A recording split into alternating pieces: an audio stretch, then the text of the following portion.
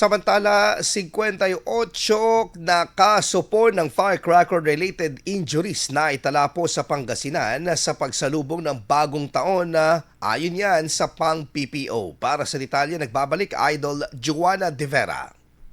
104.7 IFM Report.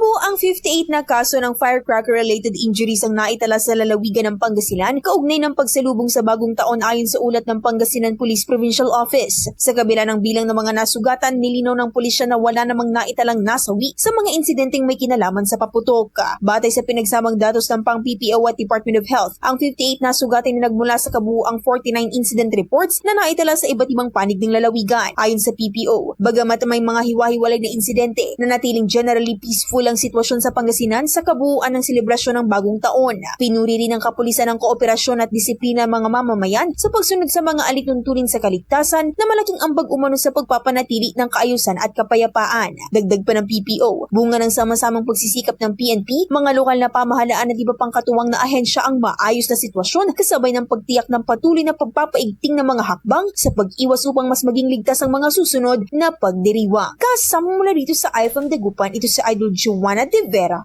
Tatak IFM. IFM News. IFM News. IFM News.